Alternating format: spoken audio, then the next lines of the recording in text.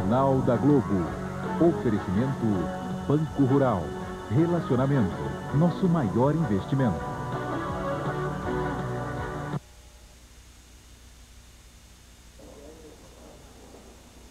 A televisão brasileira está de luto. A cultura nacional está de luto.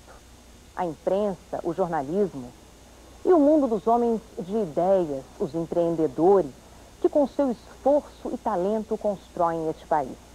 Todos, pessoas e instituições que devem, de alguma maneira, seu fortalecimento, sua consolidação ao trabalho do jornalista Roberto Marinho, estão de luto esta noite. O presidente das organizações Globo sofreu um edema pulmonar provocado por uma trombose em sua casa, no Cosme Velho, no Rio de Janeiro. Foi levado à unidade de terapia intensiva do Hospital Samaritano. Durante todo o dia, o quadro de saúde dele permaneceu grave, principalmente em função de seus 98 anos. Os médicos tentaram dissolver o coágulo alojado no pulmão, mas sem sucesso. Às 9h30 da noite, ele foi submetido a procedimento cirúrgico com o objetivo de retirar o coágulo, mas não resistiu. Roberto Marinho deixa a viúva Dona Lili Marinho e 3 filhos, Roberto Irineu, João Roberto e José Roberto Marinho, além de netos e bisnetos. E deixa entristecido todo um país que acredita na determinação, no trabalho, na produção e na construção de uma nação melhor. Para entender o empresário que aos 60 anos, poderoso e realizado no comando de um império radiojornalístico, inaugura a TV Globo como quem começa tudo de novo, é preciso entender que antes do empresário realizado e sessentão, o homem ainda era, em sua essência, um jovem repórter. O mesmo jovem repórter que aos 20 anos, tendo acabado de perder o pai, o célebre jornalista Irineu Marinho, recusou a direção do jornal como herança gratuita. O jornal O Globo tinha sido fundado 21 dias antes da morte de Irineu Marinho. A primeira decisão do herdeiro Roberto Marinho foi delegar o comando do jornal ao redator-chefe e fazer da redação a sua escola.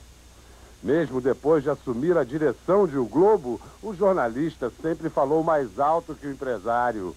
Quando caiu o presidente Washington Luiz, Roberto Marinho, já diretor do jornal, rumou para o palácio como repórter furão, espalhando galhos de árvore no caminho do automóvel presidencial. O jornalista Roberto Marinho conseguiu o flagrante, que no dia seguinte ocuparia a primeira página inteira.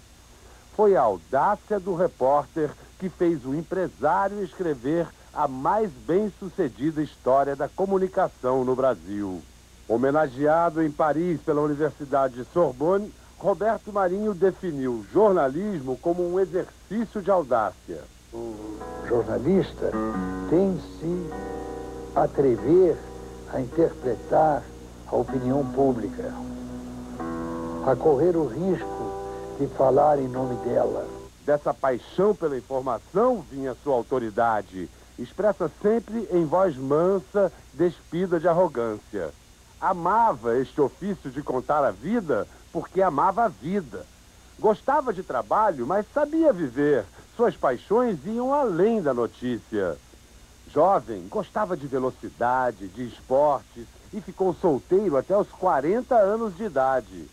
Como pai, foi o melhor exemplo para os filhos. Com Dona Estela teve Paulo Roberto, morto muito jovem, Roberto Irineu, João Roberto e José Roberto. Não por acaso, os 3 filhos se tornaram jornalistas. Como amante do esporte, praticou mergulho e se dedicou ao hipismo. Como homem, casou-se pela segunda vez com Dona Ruth e se apaixonou pela última vez na flor da terceira idade, com 86 anos, e se casou com Dona Lili. Do jornal para o rádio, do rádio para a televisão, da TV para os tempos de internet, o jornalista Roberto Marinho nunca deixou de se atualizar. Com a Fundação Roberto Marinho, ampliou suas realizações e pôde influir cada vez mais generosamente nas questões sociais do Brasil.